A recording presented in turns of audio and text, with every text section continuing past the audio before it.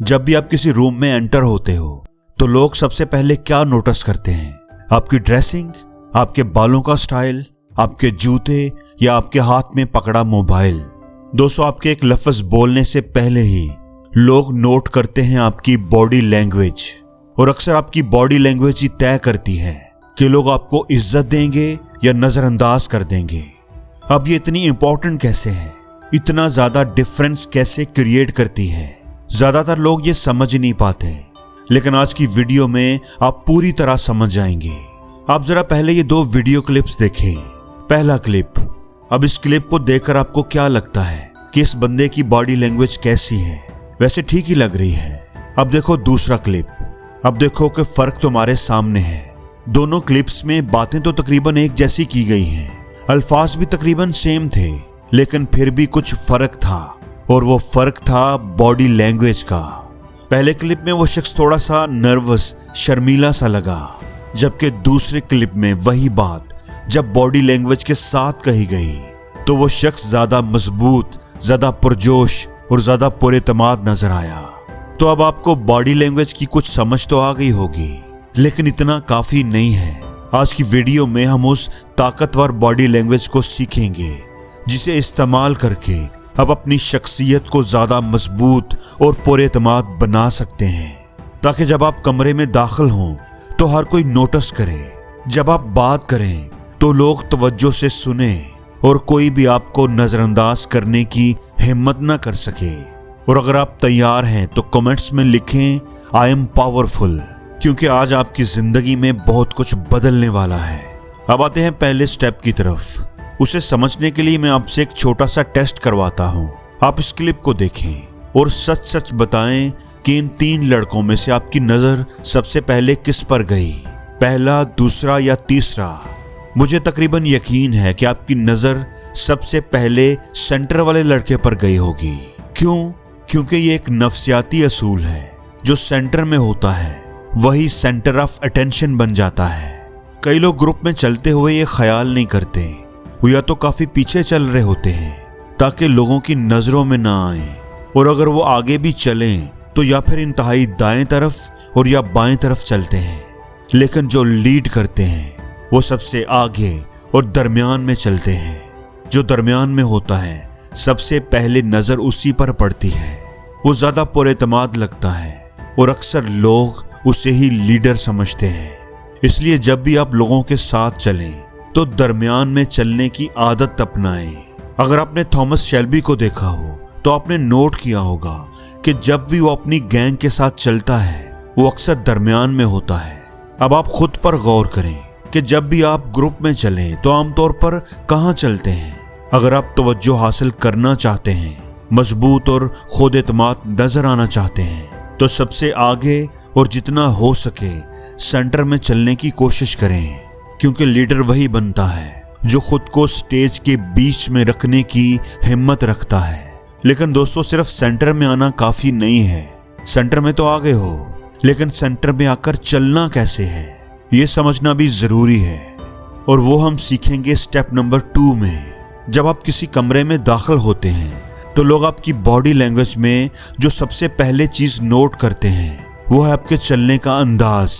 यही आपका first impression होता है, और याद रखो, फर्स्ट इंप्रेशन बनाने के लिए दूसरा मौका कभी नहीं मिलता। इसके लिए आपको 3 चीजों पर ध्यान रखना है। पहली चीज, अपने कंधों को झुकाने की बजाय सीधा रखें। आपने देखा होगा कि जब भी कोई जानवर डरा हुआ होता है तो वो अपने जिस्म को सुकेड़ लेता है। जैसे एक डॉग जब डरा हुआ हो तो वो दुम को दबा लेगा, अपने जिस्म को झुका लेगा। इंसानों में भी यही फार्मूला काम करता है। अगर आप खुद एतमाद नजर आना चाहते हैं तो आपके कंधे झुके हुए नहीं बल्कि सीधे होने चाहिए। उनकी एक रिलैक्स मूवमेंट होनी चाहिए। आपने कंधों को ज्यादा अकड़ा कर नहीं चलना, बल्कि कुदरती अंदाज में हरकत देनी है। दूसरी चीज, सर को ऊंचा रख कर चलना। जानवरों की दुनिया में शेर जंगल का बादशाह है। उसे ताकत और लीडरशिप की अलामत समझा जाता है। आपने शेर को चलते हुए कभी ना कभी तो देखा होगा, लेकिन अब आप उसे बॉडी लैंग्वेज की नजर से देखें। शेर का सर हमेशा ऊंचा, सीधा और निगाह बिल्कुल सामने होती है। याद रखो, ऊंचा सर वकार की निशानी होती है। ताकतवर और लीडर किस्म के लोग चलते वक्त हमेशा सर को ऊंचा रखते हैं। उनकी नजरों में एतमाद होता है, वो आई कांटेक्ट से घबराते नहीं। जबकि बहुत से लोग ऐसे होते हैं जो चलते वक्त अगर किसी को सामने से आता देखें तो फौरन नजरें चुरा लेते हैं। वो सामने देखने से भी घबराते हैं, अनकंफर्टेबल हो जाते हैं। उनकी चाल में ठहराव नहीं होता, वो जल्दी जल्दी चलने लगते हैं। ये चाल आपको गैर अहम बनाती है। लोग आपको नोटिस नहीं करते, नजरअंदाज कर देते हैं। तीसरी चीज है चलने की रफ्तार। कुछ लोग ऐसे चलते हैं जैसे किसी से डर कर जा रहे हों, और कुछ लोग ऐसे जो बिल्कुल लापरवाह हों, सुस्त और बेजार। दोनों तरह की चाल गलत है। आपको दरमियानी रफ्तार के साथ चलना है, ना बहुत तेज ना बहुत सुस्त। ऐसे कदम उठाएं जैसे सब कुछ काबू में है। ऐसे चलें जैसे आप किसी मकसद के साथ चल रहे हों। चौथी बात, अपने हाथों को खुला रखें। बहुत से लोग चलते वक्त अपने हाथ बांध लेते हैं या जेब में डाल लेते हैं, और बाज़ लोग इसको अच्छा भी समझते हैं। लेकिन याद रखें, ये कमजोरी, डर, दबाव में होने या मोहतात रवैये की निशानी होती है। एक लीडर अक्सर अपने हाथ खुले रखता है। चलते वक्त उसके हाथ कुदरती अंदाज में हरकत करते हैं, इसलिए अपने हाथों को जेब में डालने से बचें, और अगर डालना जरूरी हो तो एक हाथ जेब में और एक बाहर रखें। याद रखें, जितना ज्यादा आप अपने हाथों को अपने जिस्म के करीब रखेंगे, जैसे जेब में डाल लेना या सीने पर बांध लेना, उतना ही उसका मतलब होगा कि आपके अंदर खुद एतमादी की कमी है या आप इनसिक्योर फील कर रहे हो। स्टेप नंबर 3, खड़े होने का तरीका।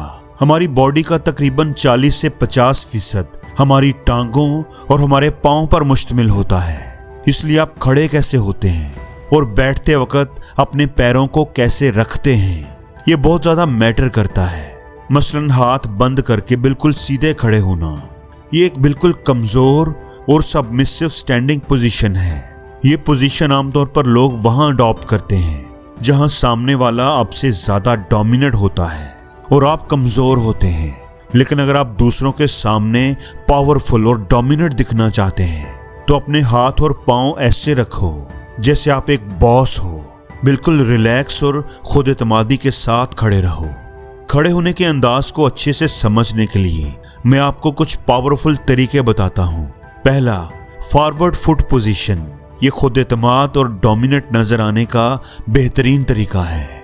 इसीलिए रेड कारपेट पर भी ज्यादातर सेलिब्रिटीज इस पोस्चर का इस्तेमाल करते हैं ताकि वो पावरफुल और अट्रैक्टिव दोनों लग सकें। अब सवाल यह है कि इस अट्रैक्टिव पोजीशन में हम अपने हाथों को कैसे रखें। उसके लिए भी आपको एक पावरफुल कॉम्बिनेशन बनाना होगा। उसे करने के लिए आप एक हाथ अपनी पॉकेट में और दूसरा बाहर रख सकते हो। बॉडी लैंग्वेज पर की गई कई स्टडीज ये बताती हैं कि मर्दों के लिए ये पोस्चर बड़ा ही अट्रैक्टिव होता है। अब इसके लिए 3 चीजों का ध्यान रखो। पहला, शोल्डर्स। अगर आपके कंधे हमेशा झुके रहते हैं तो आप दूर से ही वीक और इनसिक्योर लगते हो। खुद को एक सिपाही की तरह देखो, एक सोल्जर की तरह। एक सोल्जर अगर जंग के मैदान में खड़ा है तो वो कैसा होगा? उसके कंधे सीधे, छाती बाहर, वो सीना तान कर खड़ा होगा। यही एनर्जी आपको अपने अंदर भी लेकर आनी है। इसी से लोग तुम्हें कॉन्फिडेंट समझते हैं और सीरियस लेना शुरू कर देते हैं। दूसरी चीज, तुम्हारे पाँव। बहुत से लोग पाँव बिल्कुल साथ जोड़कर खड़े होते हैं। यह अंदाज आपको अनकंफर्टेबल और नर्वस दिखाता है। अपने पाँव को कभी भी जोड़कर खड़े ना हो, बल्कि अपने कंधों की चौड़ाई के मुताबिक उन्हें खोलें। ना बहुत ज्यादा कि तुम अजीब लगो और ना ही कम कि तुम कमजोर लगो। तीसरी चीज है आपके हाथ। हाथ तुम्हारी बॉडी लैंग्वेज का सबसे अहम हिस्सा है। याद रखें, हाथों की मूवमेंट्स इतनी अहम होती हैं कि आपकी किसी भी बात को 50% तक ज्यादा इम्पैक्टफुल बना सकती है। इसलिए बड़े बड़े बिजनेसमैन, पॉलिटिशियंस और इन्फ्लुएंसर्स अपनी बात को ज्यादा पावरफुल बनाने के लिए अपनी हैंड मूवमेंट्स का अच्छे से इस्तेमाल करते हैं। अगर तुम अपने हाथ हमेशा अपनी पॉकेट में रखते हो या फोल्ड करके अपने सीने पर बांध लेते हो तो तुम कमजोर और इनसिक्योर लगते हो। एक सिग्मा मेल अपने हाथों को बिल्कुल नेचुरल और कंट्रोल रखता है। हाथों की गैर जरूरी हरकत आपकी बेचैनी को जाहिर करती है। इसलिए ना ही अपने हाथों को लपेट कर या पॉकेट्स में रखें और ना ही तेज तेज हिलाते जाएं, बल्कि एक वाज़े और कंट्रोल्ड मूवमेंट होनी चाहिए। अब तक आपने एक हाई वैल्यू मेल की तरह चलना और लोगों के साथ एक बॉस की तरह खुद एतमादी से खड़ा होना और बात करना तो सीख लिया है, लेकिन अगर आपने बैठते वक्त गलती कर दी तो आपका पूरा कॉन्फिडेंस एक ही सेकंड में जमीन पर आ जाएगा। इसलिए बैठते वक्त ऐसे बैठें जैसे आप बॉस हो, रिलैक्स मगर पुरएतमाद। सर को नीचे ना झुकाएं, बॉडी को सीधा रखें, चेहरे पर हल्की सी पुरएतमाद मुस्कुराहट। अपनी कुर्सी को या सीट को अपना समझकर बैठो। बहुत से लोग कुर्सी के किनारे सुकड़ कर बैठ जाते हैं, जैसे उन्हें जाने की जल्दी हो और इजाजत मांग रहे हों। वो ऐसे बैठे होते हैं जैसे भागने के लिए तैयार हों।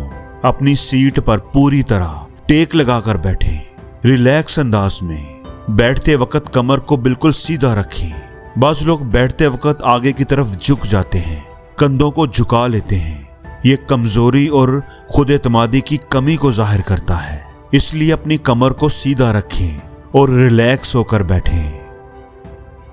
और जिंदगी में हर रोज कुछ नया सीखो, नया सोचो, नया करो, लर्न करो।